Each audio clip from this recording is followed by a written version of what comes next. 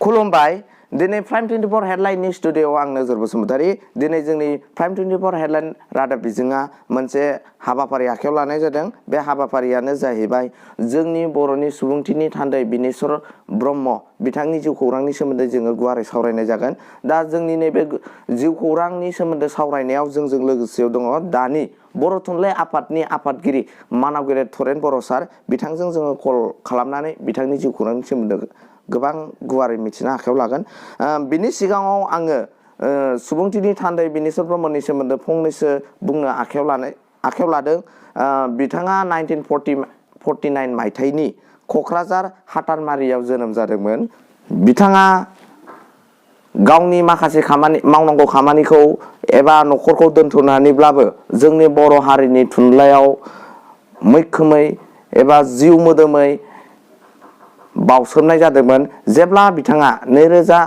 बर' थुनलाइ आफादनि आफादगिरि जानानै 2000 मायथाइनि 19 आगस्ट खालारखालि बिथाङा सोमावसारनाय जादोंमोन बै समाव बिथाङा हारिनि मुङैनो गावनि जिउखौ बावलांनाय जादोंमोन दा बिथांनि जोंनि बर' हारिनि थाखाय बिथाङा गावनि देहा आरो जिउखौ बावसोमनायखौ जोङो माब्लाबाबो बावनो हानाय नङा बिथाङा जेब्लासिम जोंनि बर' हारिया थाबाय थागोन अब्लासिम बिथांनि मुङा अराय सम आलारि बाथि बायदि जोंबाय थागोन दा बिथांखौ बेबायदि नोजोर बोनानैनो आलारि बाथि महरै बोसोरफ्रोमबो बिथांनि मुंख्लं सानखौ फालियै 2020 मायथाइनि देग्लायनि 2020 मायथाइनि आगस्ट दाननि 19 खालारखालिसिम खुंगा 20थि खेब जाबाय दा दाखालि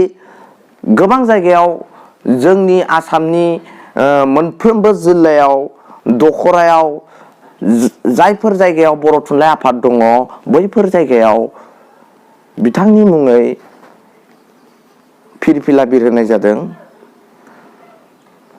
दा जोङो जोंनि गेजेराव गोबां सुबुंफोरनि गेजेरावनो जों नुनो मोनदों दा जोंनि गेजेराव गोबां सुबुंफोरनि गेजेरावनो जों नुनो मोनदों जिहेथु जोंनि नैबे फैगौ बिटिसिनि बिसायख'थिखौ लानानै जोंनि बर' थुनलाइ आफादनि जिहेथु मानाव गेदेरफोरखौ जों मान होनायाव जों गावजों गावनि गेजेराव जोङो गोबां गोरोन्थि बुजिलायनो हमदों बिनिखायनो जोङो गाहायै बिथांनि आरो बिथांनि जिउ खौरांनि सोमोन्दै जों गुवारै सावरायनाय जागोन दा जोङो जोंनि दानि बर' थुनलाइ आफादनि आफादगिरि मानाव गेदेर थरेन बर' सारजों जोङो कन्टेक्ट खालामनाय जासिगोन नमस्कार कोविड-19 आनलक प्रक्रिया এতিয়া গোটেই দিশতে हेल' दायो जोङो दानि मिरुनि बर' थुनलाइ आफादनि मानाव गेदेर थरेन बर' सारजोंबो जोङो कन्टेक्ट खालामनो हाबाय दा बिथांनिफ्राय जोङो दानि बर' हारिनि सुबुंथि थान्दै मानाव गेदेर बिनेश्वर ब्रह्मनि जिउ खौरांखौ गुवारै जों मिथिनानै लादिनि सार नोंथांखौ जोंनि चेनेलाव गिबियाव बरायग्रोनाय जाबाय साबायखर सार नोंथाङा बर' हारिनि सुबुंथिनि थान्दै मानाव गेदेर बिनेश्वर ब्रह्मनि जोनोम जायगा आरो फरायसा सम गिबियाव नोंथांखौ फोरमायग्रोनो थाखाय आं गुरै खावलायहरग्रोनाय जाबाय आच्छा सिगाङावनो आङो नोंथांमोननि चेनेलनिफ्राय बे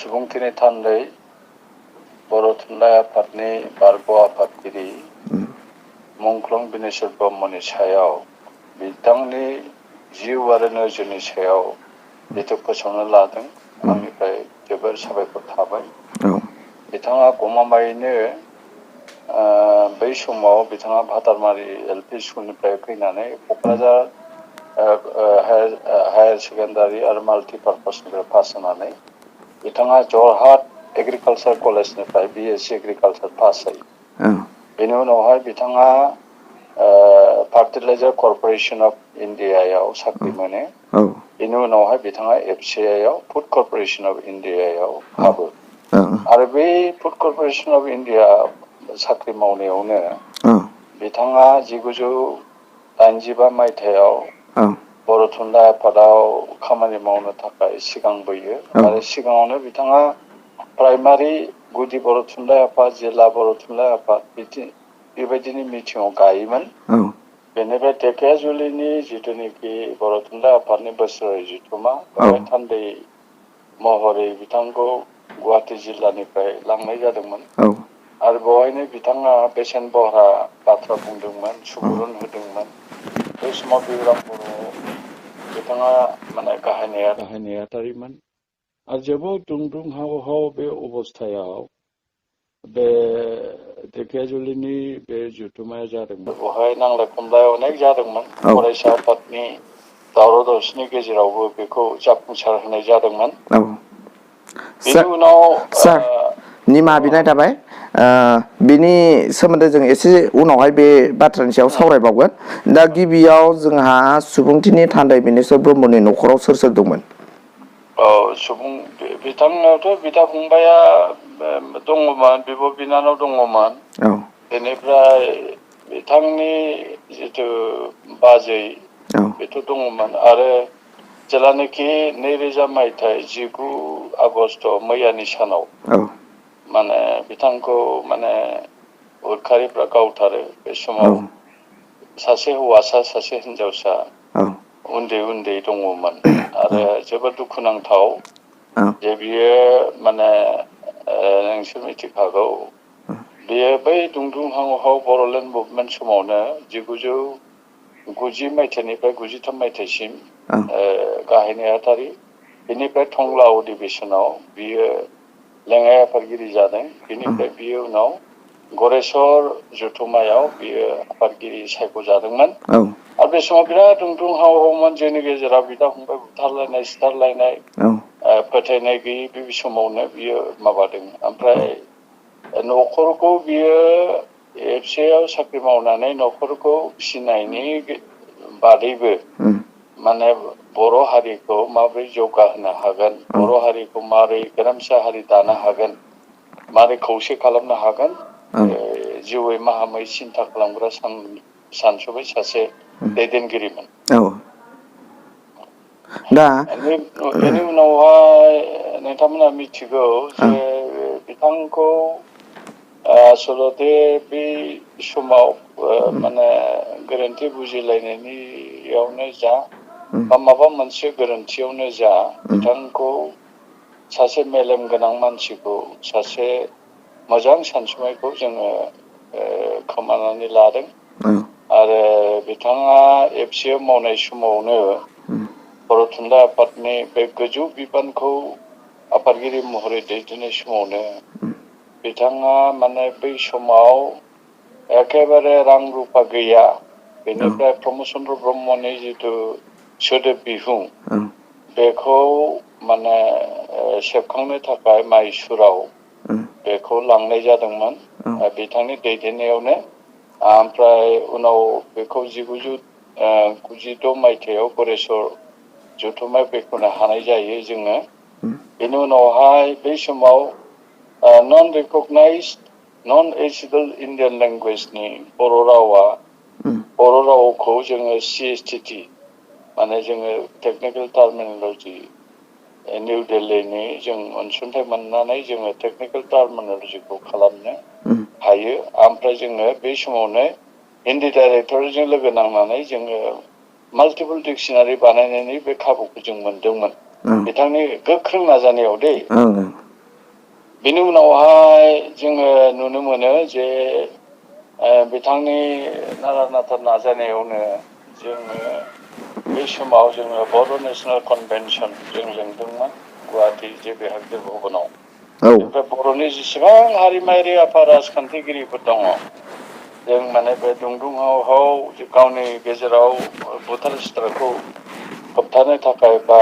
फोजोबनो थाखाय जों माने मोनसे Boro' national peace and coordination committee दादोंमोन बिथांनि दैदेननायाव बेनिफ्राय बे समाव NDFB आरो BLTनि बिराद प्रब्लेम दंमोन जेंना जेंगोना दंमोन बेनिखायनो जानो हागौ बिथाङा बबेबा समाव माबा मोनसे बाथ्रा बुंफ्रांनायावनो बै समाव गोरोन्थि बुजिलायनायावनो बिथांखौ एलिमिनेट खालामदों बिथांखौ बुथारनाय जादों आरो बिथांखौ बुथारनायाव जोंहा खहाया द्लाम जादों जोङो बिथाङा थुनलाइगिरि नङाबाबो सासे सानसुमै बिराद माने राव थुनलाइखौ मोजां मोनग्रा सासे मानसिमोन आरो सासे बर' हारिखौ मैखोमै मोजां मोनग्रा सासे सानसुमै दैदेनगिरि आरो सासे साइलेन्ट थुनलाइगिरिमोन।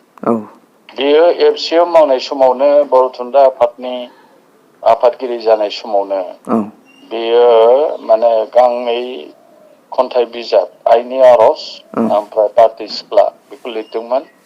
बेनि उनाव बियो गावनि गामि भातारमारिखौ लानानै मोनसे बिराद माने क्रिटिक्स थारमाने मोनसे सावरायनाय मोनसे बिजाब बियो लिरदों।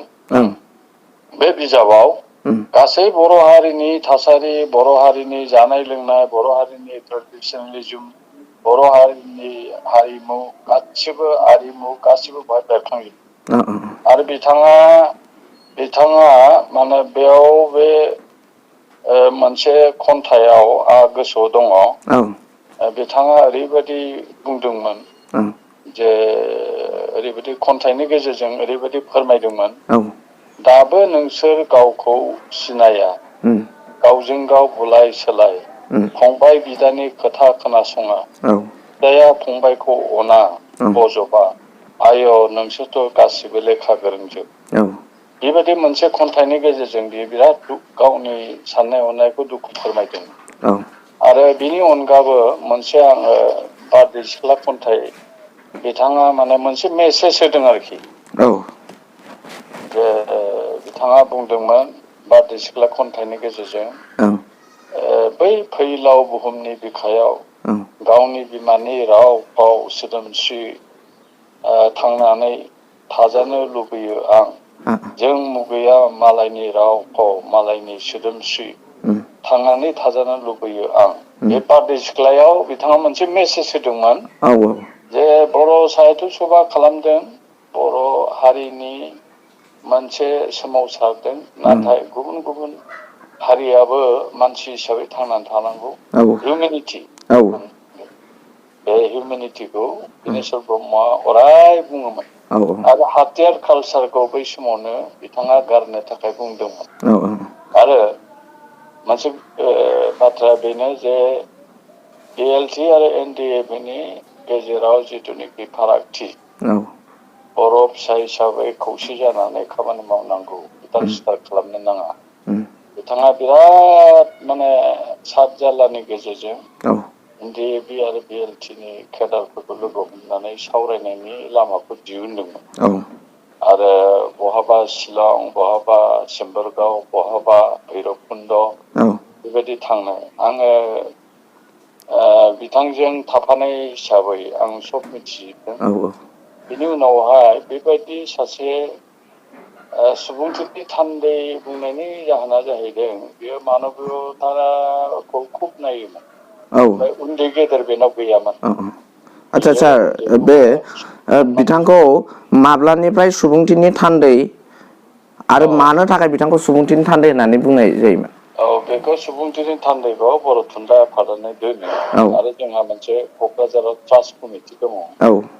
ओमफ्राय बे ट्रास्ट कमिटिखौ जोङो क'क्राझार हेड अफिस ट्रास्ट कमिटिखौ दादोंमोन। जोङो बर' थुनलाइ आफादनि मावफुं मेलाव जोङो सावरायनानै बेखौ दोनदोंमोन। बेखौ जोङो बिथाङा 2000 मायथाइयाव थैदों जिहेतु, गिबि 2021 मायथाइयाव माने 2000आव थैदों। बेनि उनावहाय 2000आव बेनि उननि बोसोरसे उनावनो बेखौ सुबुंथिनि थान्दै हिसाबै दोनदों। आरो सुबुंथिनि थान्दैया जाहैबाय मानबतार प्रतीक। थारमाने बियो मानसि हिसाबै सबखौनो सानोमोन, समान अधिकार, माने इकुवेल राइट्सनि खोथाखौ बुङोमोन, हिउमेनिटिनि खोथाखौ बुङोमोन। बेनिफ्राय गासैबो सिं सा नायनानै जों बेखौ सुबुंथिनि थान्दै बे बिमुंखौ जों दोनदों। आरो बेखौनो जों थार होननानै सानदों। आरो दासिमबो बेयो एस्टाब्लिश जानानै जोंनि गेजेराव, बर' हारिनि गेजेराव दाबो दङ। आरो मैया जिथुनिखि जोङो बिथांनि मांखरसालियाव सानजामारियाव खुंदों, बेवहाय जोङो दानि COVID-19 थानायखाय सरासनस्रायै खुंनाय जादों। थेवब्लाबो जोंनि राजखान्थिगिरिफ्रा फारागथिखौ लाखियालासिनो आरो बर' फरायसा आफादनि गाहाय नेहाथारिजों लोगोसे UPPLनि एकदम मैखोम आगोलनिफ्रायनो दैदेनबोनाय UG ब्रह्मखौ लाफानानै बेनिफ्राय BTCनि डेपुटि चिफ आगोलनि खाम्फा बरगयारी EM बिथांमोनखौ लाफानानै गोबां सानसुमैनि अइल उइजार्सफ्रा बेयाव बाहागो लादों। जों खौरां बेयाव होदों बेखौ। दा बिनिफ्राय बुजिनो मोनो बिनेश्वर ब्रह्मआ सासे मानब दरदी मानसि। सुबुंखौ आच्छा मोजां मोनग्रा। निमाहा बिनाय थाबाय सार, बिनि गेजेराव आं मोनसे सोंथि सोंनो सानदों। नोंथाङा एसे सिगाङाव बुंदोंमोन दि जिहेतु राजखान्थि फारागथि खालामालासिनो सुबुंथिनि थान्दै बिनेश्वर ब्रह्म बिथांनि थैनाय सानखौ 20थि थैनाय सानखौ दानि नैबे COVID-19नि थाखाय गाजा गोमजायै खुंनो हायाखैब्लाबो फिसायैबाबो खुंदों। दा जोङो गोबां ससियेल मिडियायाव नुनो मोनदों, गोबां सुबुंफोरा बुंनायखौ जों नुबोनो मोनदों। जिहेतु दानि लेङाइ आफादगिरि मानाव गेदेर कमलाकान्त बिथांमोना गुवाहाटियाव बिथांनि थैनाय सानखौ फालिदों। नाथाय दानि गाहाय नेहाथारि आरो दानि आफादगिरि बिथांमोना बाहागो लायाखै होननानै जोङो गोबां ससियेल मिडियायाव गावजों गाव दावराव दावसि जानायखौ नुनो मोनदों। दा सार बे बाथ्राया बेसेबां सैथोमार? बिनि सायाव नोंथाङा मा क्लियारिफिकेसन होनो सानो सार? बे खोथा नङा। बिथाङा बे अफिसाव बावदोंल'। बेनिफ्राय जोंहा रायज्लायखादों जोङो जे देग्लाय जोङो आफादगिरि आरो गाहाय नेहाथारिया जिहेतु बियो राङापारायाव थायो। सार। बेनिफ्राय आंहा देहायाबो बारा मोजां नङा। आङो खुनुरुखुमसो दा सोलिनानै दं कन्डिसन। बेनिखायनो आं क'क्राझाराव थाङाखै आरो गुवाहाटियावबो आङो 65 इयार्स प्लासथ'। ओंखायनो आङो बुक खालामनाया एसे उसुबिदा। नंगौ नंगौ। बेनिफ्राय आं थाङाखै। आङो गावनि हेल्थखौ बुंनानै लाबाय दे। ओमफ्राय गाहाय नेहाथारिया गासिबो एरेन्जमेन्ट खालामहरखादों। जेरै हागौ एरै खुंनांगौ होननानै। बे ससियेल मिडियायाव मा लिरो मा लिरा। ससियेल मिडियायाव ओरैबायदि लिरो माने जों बुङैखौबो बिथांमोना बुङो। आरो जोङो मोजां लामायाव मावनो नागिरब्लाबो माने बेखौ एसे माबा माबि उल्था फाल्था बुंनाय नोंथाङाथ' मिथियो। नंगौ नंगौ सार। दा नङा, जोंनि गेजेराव पजिटिभ थट बा इन'भेटिभ साजेसन जालायनांगौ। हारिया खालि राजखान्थिल'जों खाराथ'। हारिया राजखान्थि सान्थौजोंल' खाराथ'। हारिया समाजारि बायदिसिना माबाजों दानि ग्लबेलाइज 21st सेन्सुरियाव फेसबुक कम्पिउटार मुगायाव जोङो माने इन'भेटिभ लाइनजों खारनांगौ। जोङो मोजां माबाजों खारनांगौ। गुबुन हारिया जेरोखोम मोजाङैनो दा मालाय मावगासिनो दङ। बिथांमोनहा जेरोखोम मावदों जोंबो बेबायदि कम्पिटिटिभ बेबायदि जोङो चेलेन्जिं माबाजों जों थांनांगौ। सोरखौबा सोंखारिलायनाय सोरखौबा माबानाय बे नङा। आरो जोंहा लेङाइ आफादगिरि दङ। लेङाइ आफादगिरिया आफादगिरि थांनो हायाबा लेङाइ आफादगिरिनि बिबाना बेबायदि गोलैहैखायो। गाहाय नेहाथारि थायाब्ला नेहाथारि जोंहा साबा दङ। साबानि मादाव साथाम नेहाथारियानो दंहैयो क'क्राझाराव। आरो बेबायदि जोङो रानलायनानै जोङो खामानिखौ मावनांगौ। बेखौ डिसेन्ट्रेलाइजेसन अफ पावार होनो। बेखौथ' जों मिथिगौ। जोंल' जे मावबाय थाथारनांगौ, जोंल' जे माबाबाय थाथारनांगौ बे खोथा नङा। दा नोंथां बुंदों ससियेल मिडियायाव ओंखारदों। ओंखारब्लाबो बियो खोथा नङा दि जोङो सुबुंथिनि थान्दै बिनेश्वर ब्रह्मखौ जोङो मान होआखै। जोङो मोजां मोना बेबायदि खोथा नङा। आसलथे जोङो जोंनि पार्सनेल उसुबिदाबो आरो जोङो अल्टारनेटिभ बेब'स्थाखौ जों खालामदों। अल्टारनेटिभ एरेन्जमेन्टखौ जों खालामदों। मोजाङै मोजाङै जों खालामनो हादों। बेनिखायनो जोङो माने बे ससियेल मिडियायाव एफा एनै जोंनि हेंथायै बुंनाय, सोरनिबा हेंथायै बुंनाय बेथ' एफा एनैया थाखागोन। खिन्थु माने आं मोनसे खोथा बुङो। जिथु इलेक्ट्रनिक मिडियाफ्रा माने जोङो बे ससियेल बा इलेक्ट्रनिक मिडियाया जोङो इनोभेटिभ मोनसे निउस होनांगौ दै जोङो मोजां निउस होबासो नोंनि सानजारि नोगोरनि चेनेलखौ आं नायगोन नंगौ नंगौ इंखंखौ नायगोन बड'लेण्ड रादाबखौ नायगोन दा गतिके मोजां चेनेल नङाबा सोर नायनो नंगौ बेनिखायनो आंनि खोथाया बे आरो आচ্ছা सार निमाहा बिनाय थाबाय बेखौ जिहेतु दानि उफुवा बिलाइनाय बा उफ्रा बेजों गाव गाव सोंखारिनाय बेनिखौ जोङो लाबोदेरनायनि थाखाय दा जिहेतु जोंनि सुबुंथि थान्दै मानागुदेर बिनेश्वर ब्रह्म बिथाङा जोंनि बर' हारिनि थाखाय गोबां गावखौनो बावसोमदों नङा होमबा सार जिहेतु दानि नैबे डिजिटेल मुगायाव बिथांखौ गोसोखांबाय थानो थाखाय जोङो एबा जों फैबाय थानाय लाइमोनफोरखौ बे बिथांनि जिउ जारिमिनखौ गासैखौबो मिथिहोजोबनो थाखाय नोंथाङा दानि बर' थुनलाइ आफादनि आफादगिरि जानानै माबाफोर मावबावनांगौ खामानि दंबावो होननानै नोंथाङा सानो नामा? दं जोङो बिथांनि जिउ आरो सानस्रि बिनि सायावथ' अनेक मेगाजिन बिदि सानलाइसि आरो बिजाबबो ओंखारबाय आरो बिनि खन्थाइनि सायावबो सावरायनाय बिदि अनेक ओंखारबाय बेनि जिउ आरो सानस्रिनि सायावबो ओंखारबाय जोङो बेखौ गोजोर खालामनो थाखाय जोंहा मोनसे ट्रास्ट कमिटि दं क'क्राझाराव हेड अफिस ट्रास्ट कमिटिनि दारै जों दा बिथांखौ गोजोर खालामनो थाखाय जोङो गुबुन गुबुन समाव जोङो दैदेनगिरिफोरजों सावरायो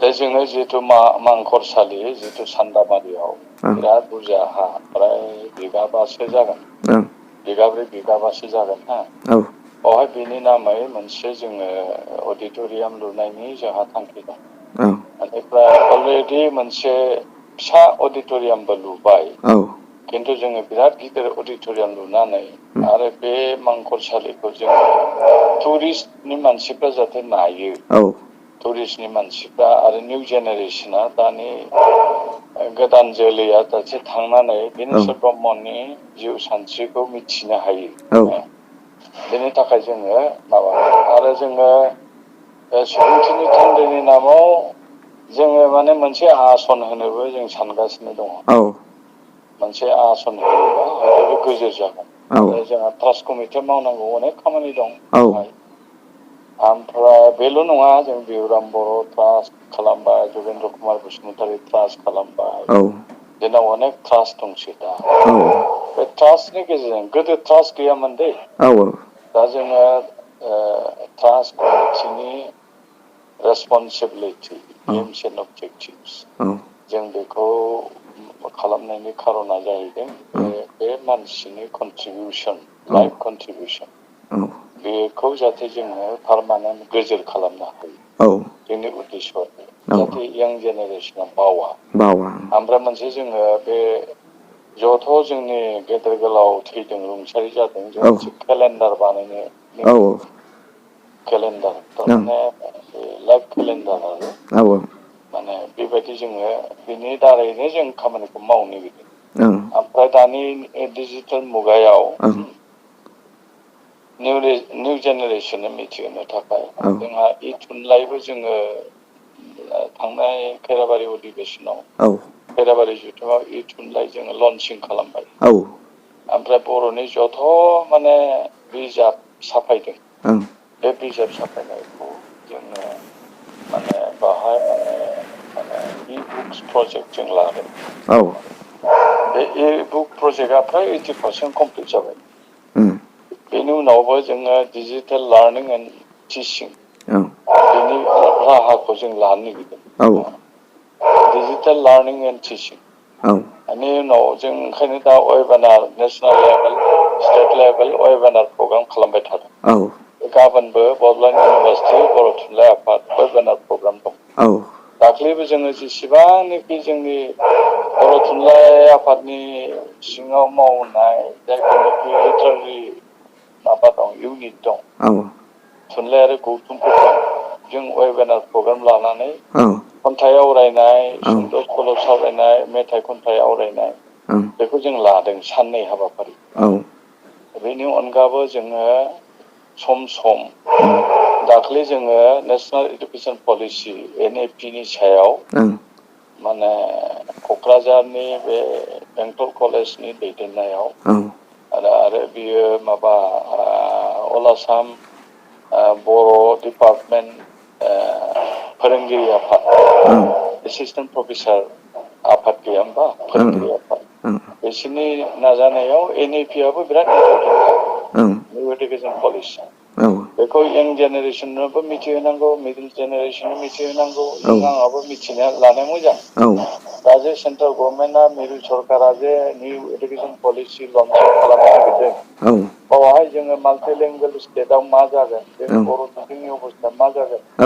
जोंनि माबा आनसलिक बा रिजनेल लेंगुवेजनि अबस्था मा जागोन जों बेखौ सावरायनो थाखाय जोङो सम सम जोङो बे सेमिनारखौ लादों आरो जों सेमिनारखौ लाबावगोन BTC आबो खेबसे बिनि सायाव सरासनस्रा लाखांबाय आरो आसाम गभर्नमेन्टआ मन्त्रि बै समाव सिद्धार्थ भट्टाचार्यनि दैदेननायाव मोनसे नेसनेल लेभेलनि मोनसे सेमिनार नेपि हाउस गुवाहाटियाव जालांबाय बेयावबो जोङो बर' थुनलाइ आफादनिफ्राय बेवहाय रिप्रेजेन्ट खालामो जों साजेसनखौ होदों बे माल्टिलिंगुवेल स्टेट हिसाबै बर' बिजों दा नोंथाङा मिथिगौ जों दाख्लै हेमन्त बिश्व शर्माखौ लोगो हमनानै धेमाजि जिल्लायाव गं 18 स्कुला जानो थांगासिनो दं नंगौ नंगौ गभर्नमेन्ट गैया इमप्लिकेसन जानायाव धेमाजि अन्यान्य जायगायावबो नंगौ बिदि एलेकायावबो पार्टिकुलारलि जों धेमाजिनि खोथाखौनो बुंबाय आं नंगौ नंगौ नंगौ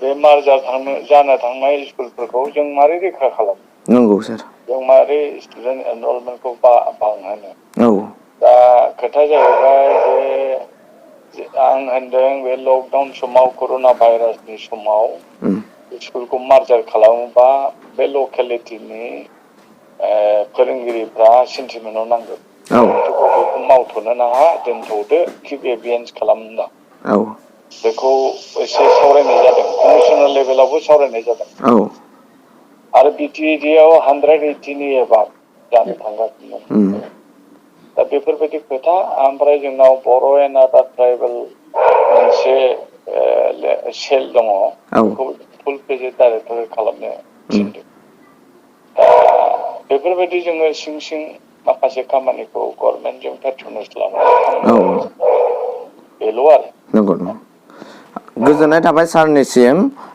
जिहेतु जोंनि सुबुंथिनि थान्दै बिनेश्वर ब्रह्म बिथांनि सोमोन्दै आरो दानि जोंनि नैबे डिजिटेल मुगा होननानै ससियेल मिडियायाव गावजों गाव मुं सुलायनाय बिनि सोमोन्दैबो जोङो माखासे गोबां गुवार सोमोन्दो बाथ्रा सावरायलायनाय जाबाय जिहेतु सार दिनैनि नैबे दान्दिसे हाबाफारि एबा सावरायथुमाव नोंथांखौ जोङो नोंथाङा नोंथांनि बेसेन गोसा समखौ दोनथ'नानै जोंनो होनायनि थाखाय रोजा रोजा साबायखर बावनाय थाबाय सार साबायखर खिन्थु मोनसे खोथा